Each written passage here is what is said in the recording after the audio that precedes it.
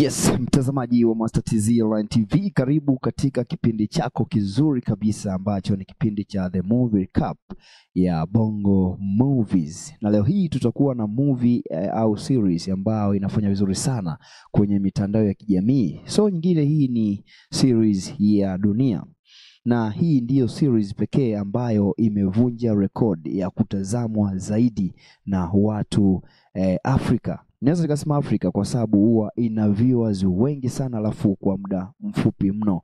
Hii ni series ambayo imehit the record.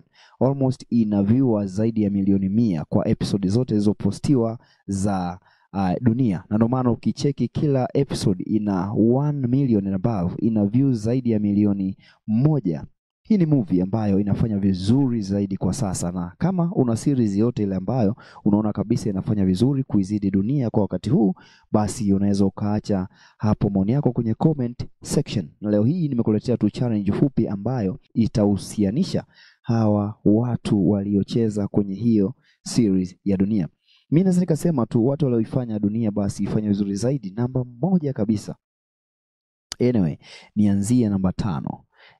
Namba 5 aliyofanya vizuri zaidi kutoka chini. Yaani tuanze namba 5. Namba 5 naweza nikasema huyu ni Mdeme. Mdeme kafanya vizuri zaidi kwenye hiyo movie ya Dunia. Kutokana na vichekesho vyake, vituko, vile anavyofanya. Yaani sidhani lakini kwamba kuna maisha halisi ya Mdeme anayofanya kwenye hiyo movie ya Dunia. Huyo namba 5 kashika namba 5 kwenye hiyo series. Lakini aliyeshika namba 4 basi mimi naweza nikasema huyu ni Violet. Violet ambaye ni mke wa Manyanya, na ikafanya vizuri zaidi kwenye hiyo series ya Dunia. Amefanya vizuri kulingana kwamba huyu ni mwanamke ambaye kidogo hajatilia vizuri majukumu yake ya ndoa, anafanya vile anavyotaka, hafuati maagizo ya mume. Yeye kama yeye anajikubali, anajikuta yuko top ya mume. Kwa unakuta sifa kama hizo zinafanya anashika namba 4. Lakini tukienda namba 3, basi namba 3 huyu sio mwingine ni Kathe. Kathe ni mdada mmoja hivi ambaye kila mmoja naamini ya kwamba ukiwa unatazama hii series ya Dunia basi anakufanya uchukie tu kumuona. Unajua ni mwanamke mmoja hivi ambaye ni mnoko, ni mbea, ni muongo, ni mchonganishi, yani ana sifa zote hizo kama hizo. Kwa Kathe anashika namba 3 katika hiyo series ya Dunia. Anazidi kupeleka kwamba watu watazame hiyo video zaidi au hiyo series itazame zaidi kupitia yeye, kashika namba 3. Basi tukienda alishika namba 2, so mwingine ni Matilda.